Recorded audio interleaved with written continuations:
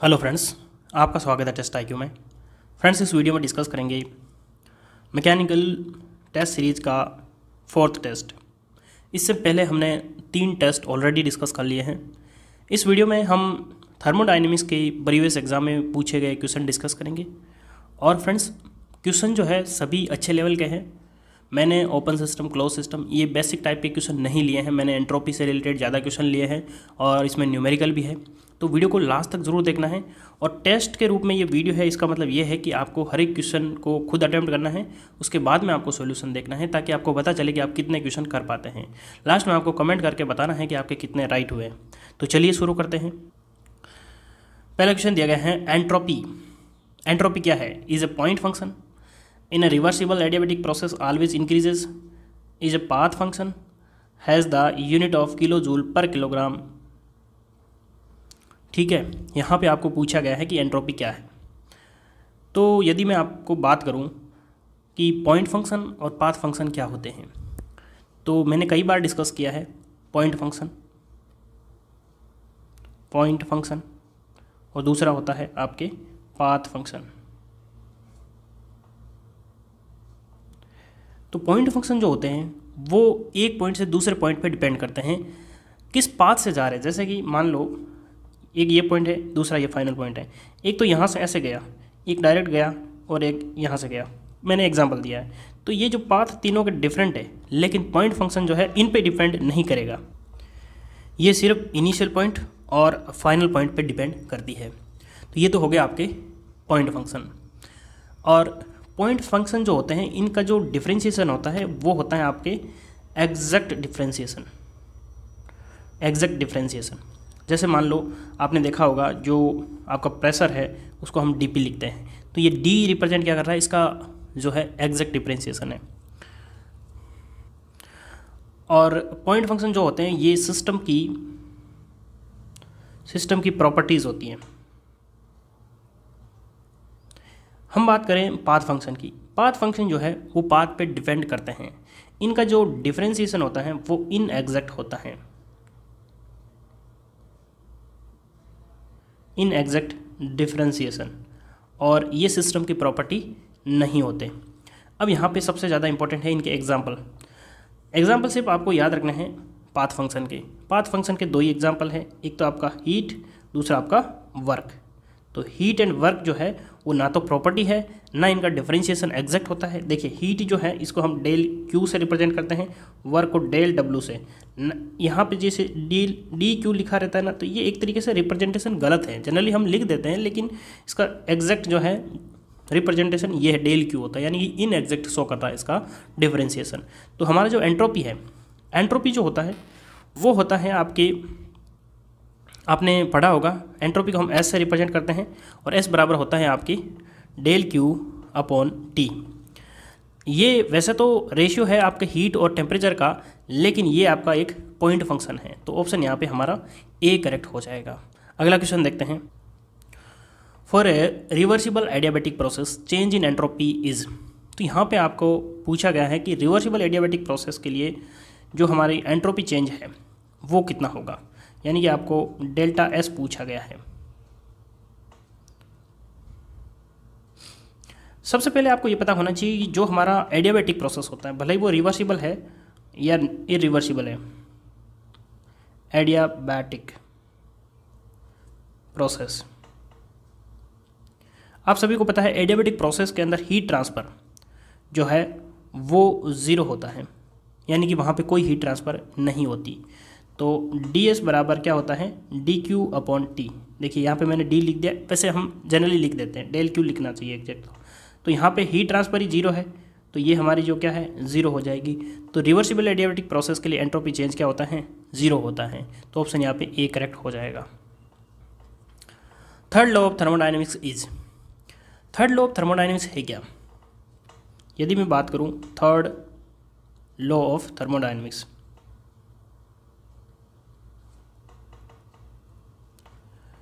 Third law of thermodynamics की definition है, it is impossible to achieve 0 temperature. क्या है? Impossible to achieve 0 temperature. ये 0 टेम्परेचर यानी कि एब्सोलूट 0 टेम्परेचर है। In a finite number of process. यदि हम कुछ लिमिटेड प्रोसेस करते हैं, फिर वो चाहे 1000 हो, लाख हो, कितने भी हो, लिमिटेड प्रोसेस, फाइनाइट प्रोसेस, उसमें हम ये जो आपका टेम्परेचर है 0 केल्विन वो अचीव नहीं कर सकते।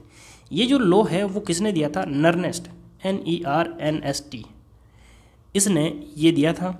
और इन्होंने एक स्टेटमेंट भी दिया था, the entropy of pure crystalline substance is zero at absolute zero temperature. इसका मतलब ये है कि जब हमारा टेम्परेचर 0 केल्विन हो जाएगा, यानी कि एब्सोलूट जीरो टेम्परेचर हो जाएगा, वहाँ पे जो क्रिस्टल है उसकी एंट्रोपी जीरो हो जाएगी। क्यों हो जाएगी? क्योंकि आप सभी को पता है कि जब हमारा कोई भी बॉडी है उसका टेम्परेचर यदि एब्सोलूट जीरो पहुँच जाता है तो वहाँ पर क्रिस्टल जो है उनका वाइब्रेशन होता है।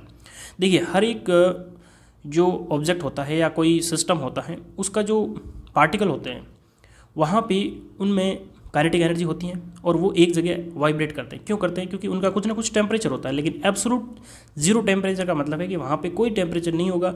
जब कोई टेम्परेचर नहीं होगा, उनमें कोई हीट नहीं होगी, तो वहाँ पे जो है वाइब्रेशन ज़ीरो होगा। तो यही इन्होंने नर्नेस ने कहा था। तो ये जो है आपका an independent law of nature है। तो ऑप्शन यहाँ पे सी करेक्ट हो जाएगा। अगला क्वेश्चन देखते हैं। बहुत ही अच्छा क्वेश्चन है, मैं चाहता हूँ कि इसको अच्छे से आप अटेम्प्ट करें।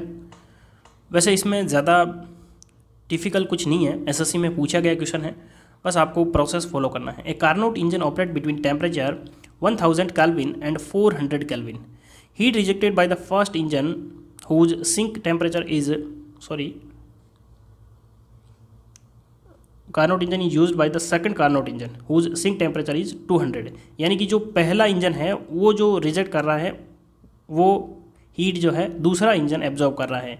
If the net heat absorb by the first Carnot engine is 200 megajoule, what is the heat rejected by the second Carnot engine. तो सिंपली आपको ये पूछा गया है कि एक आपका कार्नोट इंजन है, वो जितनी हीट रिजेक्ट कर रहा है वो दूसरा वाला इंजन जो है उसी को एब्जॉर्ब कर रहा है, और वो कुछ हीट रिजेक्ट करेगा, तो वो दूसरा वाला इंजन है वो कितनी हीट रिजेक्ट करेगा, ये आपको बताना है। सिंपल सा क्वेश्चन है। तो वीडियो को पॉज ज़रूर करें, इस क्वेश्चन में कम से कम ये क्वेश्चन आप ज़रूर अटेम्प्ट करें।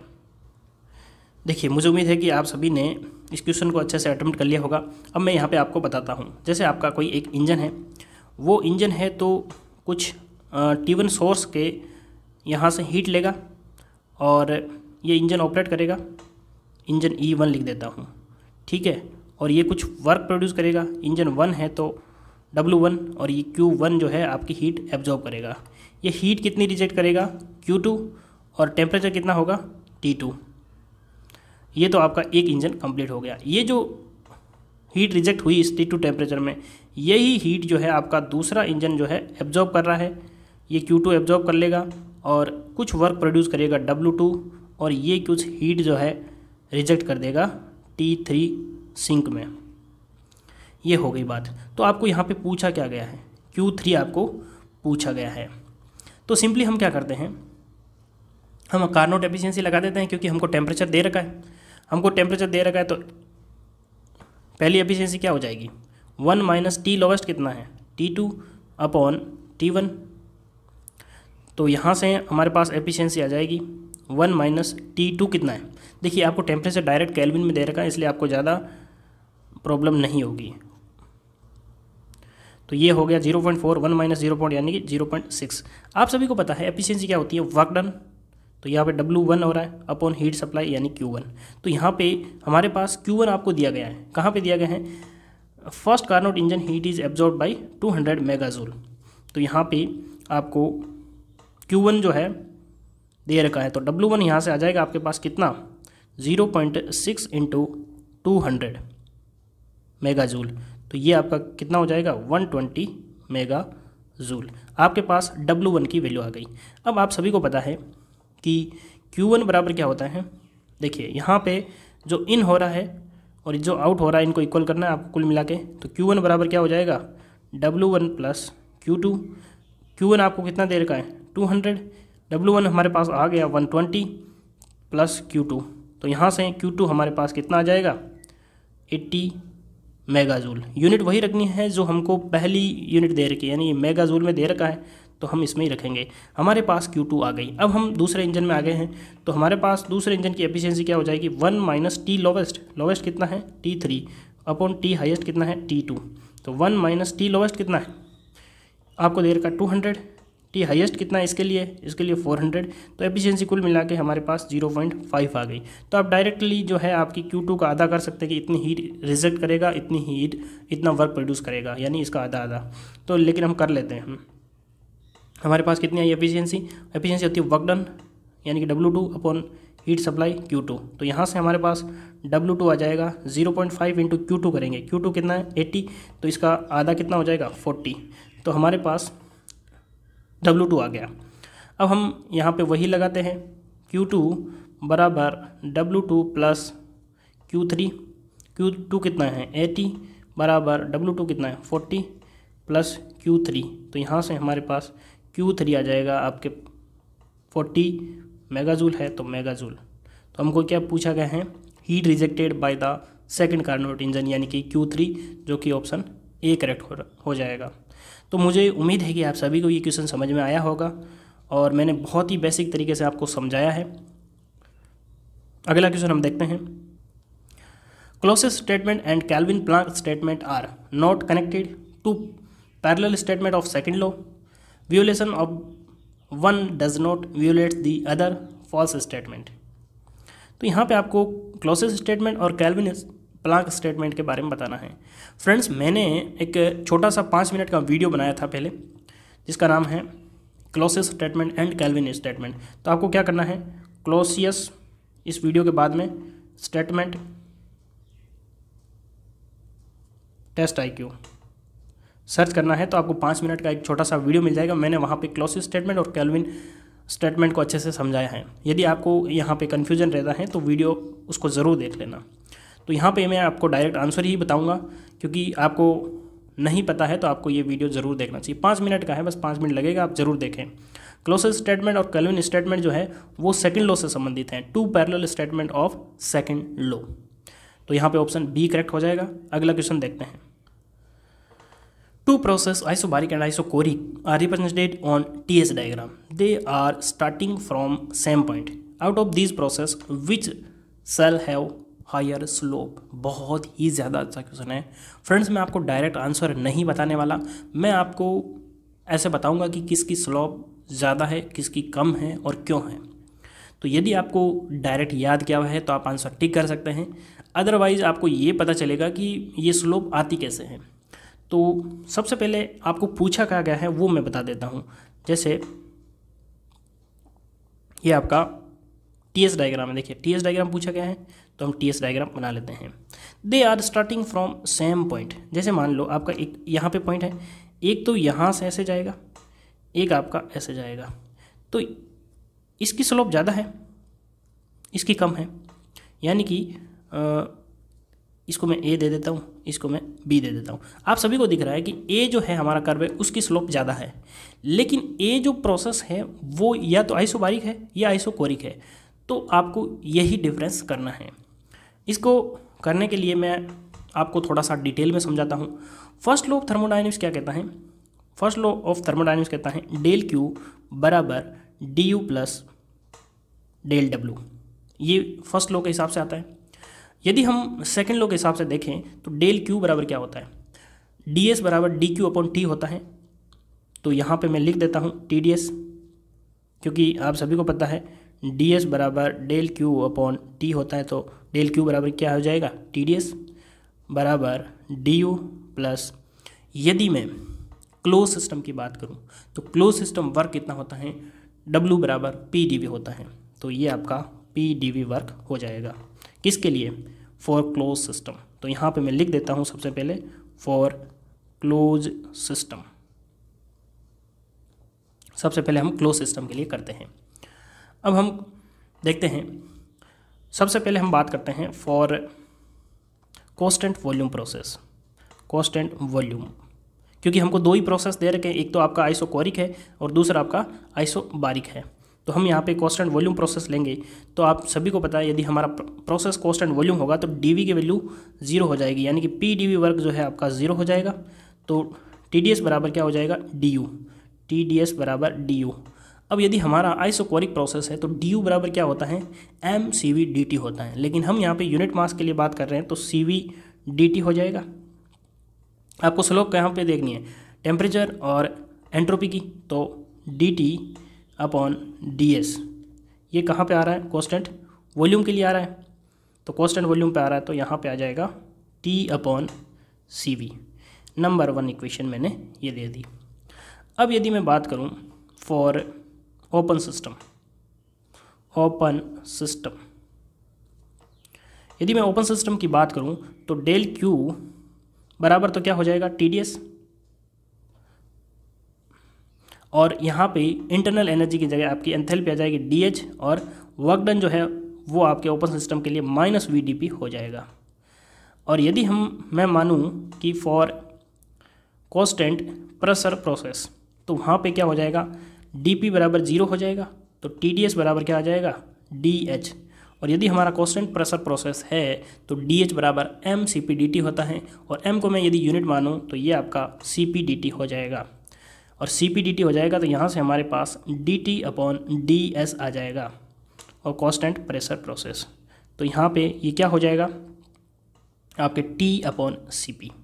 ये नंबर 2 इक्वेशन आ गई। हमारे पास कांस्टेंट प्रेशर और कांस्टेंट वॉल्यूम दोनों की स्लोप आ गई। आप सभी को पता है Cp is always greater than Cv, ये जो है आपको पता होना चाहिए, Cp is always greater than Cv। किसी और दिन मैं आपको बताऊंगा कि ये Cp हमेशा ज़्यादा क्यों होती हैं, किसी और वीडियो में मैं आपको बता दूंगा, या अदरवाइज इनका एक स्पेशल वीडियो मैं बना दूंगा, 5 मिनट का वीडियो बनेगा Cp। लेकिन आपको ध्यान रखना है कि Cp हमेशा ज़्यादा होती हैं। तो यदि हमारी Cp ज़्यादा है तो ये वैल्यू यदि ज़्यादा होगी तो ये हमारी स्लोप कम होगी, Cv की वैल्यू कम है तो ये हमारा स्लोप ज़्यादा होगा। तो कुल मिला के जो स्लोप है किसकी ज़्यादा होगी, कांस्टेंट वॉल्यूम प्रोसेस की। तो यहाँ पे देखिए आप, ये जो है हमारा कांस्टेंट वॉल्यूम प्रोसेस हो जाएगा, और ये आपका कांस्टेंट प्रेशर प्रोसेस हो जाएगा। आप सभी ने ये दोनों देखे होंगे, लेकिन आपको यहाँ पे आज पता चला है कि स्लोप जो है कांस्टेंट वॉल्यूम की क्यों ज़्यादा होती हैं। तो यहाँ पे हमारा जो आंसर है वो बी करेक्ट हो जाएगा, आइसोकोरिक। जो कांस्टेंट वॉल्यूम प्रोसेस होता है उसको हम आइसोकोरिक प्रोसेस बोलते हैं, और कांस्टेंट प्रेशर को आइसोबारिक बोलते हैं। नेक्स्ट क्वेश्चन देखते हैं। फ्रेंड्स, मुझे उम्मीद है कि आप सभी को वीडियो पसंद आ रहा है, तो वीडियो को लाइक ज़रूर करें, अपने दोस्तों को शेयर जरूर करें, उन दोस्तों को शेयर करें जो आपके साथ में एग्ज़ाम की प्रिपरेशन कर रहे हैं। अगला क्वेश्चन देखते हैं।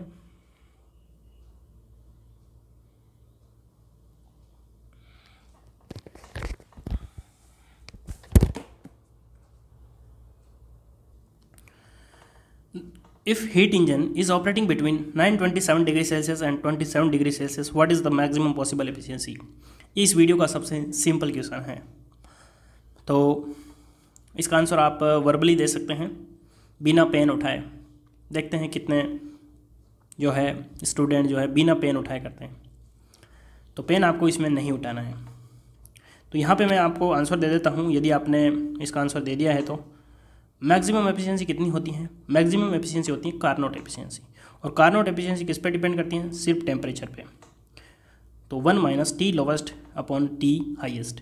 कुछ लोग 1 - T2/T1 याद करते हैं, तो उसको आपको T2/T1 याद नहीं रखना है, क्योंकि अभी हमने देखा था जिसमें 2 इंजन कनेक्टेड थे, वहाँ पे T3 आ गया, फिर T2 आ गया। तो हमेशा आप याद रखिए 1 - T lowest upon T highest. 1 - T lowest में आपको 27 डिग्री सेल्सियस दे रखा है, और मैं आपको हमेशा यही बोलता हूँ कि टेम्परेचर हमेशा आपको कैलकुलेशन में केल्विन में रखना है। तो 27 + 273 कितना हो जाएगा, 300 अपॉन 927 + 273 तो कितना हो जाएगा 1200 या 1200। तो ये कितना हो जाएगा 3/12 है, तो कितना हो जाएगा, पूरा ही कट रहा है वैसे, तो 1 - 1/4 यानी कि 3/4। तो 3/4 कितना होता है 75%। तो ऑप्शन यहाँ पे ए करेक्ट हो जाएगा।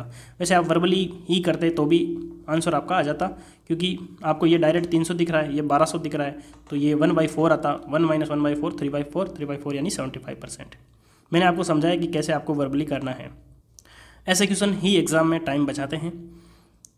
अगला क्वेश्चन हम देखते हैं। A machine produces 100 kilojoule work to spend 100 kilojule heat. This machine will get called PMM1, PMM2, PMM3, none of above. तो यहाँ पे आपको बताना है कि एक ऐसी मशीन जो आपके 100 किलो जूल का वर्क प्रोड्यूस कर रही है और हीट कितनी एब्जॉर्ब कर रही है 100 किलो जूल, यानी कि जितनी हीट एब्जॉर्ब हो रही है उतनी वर्क प्रोड्यूस हो रहा है। तो एफिशिएंसी यहाँ पे कितनी हो जाएगी, एफिशिएंसी हो जाएगी आपकी 100%। तो जहाँ पे एफिशिएंसी 100% होती है वो PMM1 कौन सी होती है, PMM की फुल फॉर्म होती है perpetual motion machine of first kind, perpetual motion machine of second kind, ये आपकी थर्ड वन हो जाएगी। तो यदि मैं बात करूँ PMM1 की, इसकी डेफिनेशन मैं बताऊँ इससे अच्छा मैं आपको एक डायग्राम बनाता हूँ छोटा सा, जिससे आपको समझ में आ जाएगा। ये कोई आपकी मशीन है या फिर इंजन मान लेता हूँ। ये क्या कर रहा है, ये आपके वर्क प्रोड्यूस कर रहा है कंटिन्यूसली, लेकिन ये कोई हीट एब्जॉर्ब कर ही नहीं रहा है, यानी कि हीट जो एब्जॉर्ब होती है वो ज़ीरो है। तो ऐसी मशीन बनाना, यानी कहने का मतलब है हमारे पास ऐसी बाइक है जो कंटिन्यूसली चल तो रही है लेकिन वहाँ पे तेल डालने की ज़रूरत नहीं है। तो यहाँ पे क्या हो जाएगा इसकी डेफिनेशन PMM1 की, it is impossible to construct a device which producing work continuously without consuming any other form of heat. तो ये तो डेफिनेशन होगी PMM1 की। PMM2 जो होती हैं वो क्या होती हैं, जैसे ये भी आपकी कोई एक मशीन हो गई, या मैं इंजन ई लिख देता हूँ, कुछ भी लिख दो। वो क्या कर रही है, वो हीट तो एब्जॉर्ब कर रही है और वर्क भी प्रोड्यूस कर रही है, लेकिन कोई हीट रिजेक्ट नहीं कर रही। तो हीट रिजेक्ट जो है वो ज़ीरो है। हीट रिजेक्ट का मतलब क्या है, जितनी हीट एब्जॉर्ब हो रही है उतना वर्क प्रोड्यूस हो रहा है। तो यदि मैं यहाँ पे एफिशिएंसी निकालूंगा तो work done upon heat supply होता है, और वर्क डन क्या होता है Q1 minus Q2 upon Q1 हो जाएगा सप्लाई। Q2 यहाँ पे 0 है तो Q1 अपॉन Q1, यानी कि ये 1 आ जाएगा। 1 का मतलब 100%, यानी कि जितनी हीट जो है वो ले रहा है उतना का उतना वर्क प्रोड्यूस हो रहा है। तो इसकी डेफिनेशन क्या हो जाएगी, क्योंकि 100% किसी की एफिशिएंसी नहीं हो सकती, तो इसलिए ये क्या है, एक प्रकार की काल्पनिक मशीन है। तो इसकी डेफिनेशन क्या हो जाएगी, it is impossible to construct a device which producing work continuously with a single thermal reservoir, यानी कि थर्मल रेजर्वोयर यहाँ पे क्या है, एक ही है, दूसरे में ये कनेक्टेड है ही नहीं। तो ऐसी मशीन बनाना इम्पॉसिबल है। और तो यहाँ पे क्या पूछा गया है, आपको यही पूछा गया है कि 100 किलो जूल का वर्क प्रोड्यूस हो रही है और 100 किलो जूल की हीट एब्जॉर्ब कर रही है, यानी ये दोनों इक्वल है तो ये एफिशिएंसी अपने आप 100% हो जाएगी। तो ये है आपके डेफिनेशन PMM2 की। वैसे PMM3 की भी डेफिनेशन मैं बता देता हूँ यहाँ पे। PMM3 यानी कि ऐसी मशीन जिसमें फ्रिक्शन ना हो, यानी कि it is impossible to construct device without producing friction, यानी कि उसके जो कंपोनेंट हो गए उनके बीच में कोई फ्रिक्शन नहीं होगा। आप सभी को पता है कि ऐसी कोई भी जगह नहीं है, ऐसी कोई भी चीज़ नहीं है, ऐसी कोई मशीन नहीं है जहाँ पे फ्रिक्शन ना हो। फ्रिक्शन हर जगह होता है, तो बिना फ्रिक्शन की कोई मशीन बनाना इम्पॉसिबल है। तो वो यहाँ पे फ्रिक्शन की बात कौन करती है, PMM3 करती है। तो मैंने यहाँ पे आपको तीनों जो है PMM बता दी। Conservation of energy correspond to which law of thermodynamics, बहुत ही सिंपल क्वेश्चन है। 0th law, first law, second law, third law. तो आपने देखते ही इसका आंसर कर दिया होगा। आप सभी को पता है according to first law net heat interaction बराबर नेट वर्क इंटरेक्शन, या फिर कह सकते हैं cyclic integral of net heat is equals to cyclic integral of net work done. इसका फाइनल फॉर्मूला आता है डेल Q बराबर du प्लस डेल W। ये किसका है, फर्स्ट लॉ का। तो फर्स्ट लॉ क्या है, एनर्जी कंजर्वेशन के बारे में बात करता है। और एनर्जी कंजर्वेशन यानी कि जितनी हम हीट जो है एक रूप से दूसरे रूप में हम कन्वर्ट कर सकते हैं, वो डेफिनेशन आपने सुनी होगी। It is impossible energy can neither be created nor destroyed, it can change from one form to another form. तो यही जो है यहाँ पे बात हो रही है एनर्जी कंजर्वेशन की। तो फर्स्ट लॉ हो जाएगा। सेकंड लॉ जो है एंट्रोपी के बारे में बात करता है। 10वां क्वेश्चन करने से पहले मैं फ्रेंड्स आपको बता देता हूँ, आप कमेंट करके वीडियो के बारे में अपनी राय ज़रूर दिया करें। जितने भी वीडियो आप देखते हैं तो कमेंट करके, आपको कुछ सेकंड लगेंगे, कमेंट करके आप कोई भी राय दे सकते हैं। और वीडियो कैसा है, कोई वीडियो में कमी हो तो भी आप बता सकते हैं, जिससे मुझे पता चलेगा कि आपको वीडियो कैसा लग रहा है। और लाइक तो आपको करना ही है यदि पसंद आ रहा है तो। In which of the following process the heat is fully converted into work, reversible adiabatic process, reversible isobaric, reversible isometric, isothermal. तो बहुत ही सिंपल क्वेश्चन है वैसे। तो अभी हमने देखा था according to first law del Q बराबर D U plus del W. D U बराबर क्या होता है, M C V D T, यानी कि टेम्परेचर का डिफरेंस। और यदि हमारा जो प्रोसेस है आइसोथर्मल होता है तो डी टी की वैल्यू क्या हो जाएगी, ज़ीरो। किसमें, आइसोथर्मल में। तो आइसोथर्मल में डी टी की वैल्यू जीरो हो जाएगी। तो डी यू जब जीरो हो जाएगा तो डेल क्यू बराबर क्या हो जाएगा, डेल डब्ल्यू। तो यही तो आपको पूछा गया है कि heat is fully converted into work. तो heat is fully converted into work यानी आइसोथर्मल प्रोसेस। तो ऑप्शन यहाँ पे डी करेक्ट हो जाएगा। तो फ्रेंड्स, इस वीडियो में हमने 10 क्वेश्चन डिस्कस किए हैं। 10 में से आपको कितने आते थे ये आपको कमेंट करके ज़रूर बताना है, और वीडियो के बारे में अपनी राय ज़रूर दें। वीडियो को कंप्लीट देखने के लिए धन्यवाद। मिलते हैं अगले वीडियो में, तब तक के लिए जय हिंद जय भारत।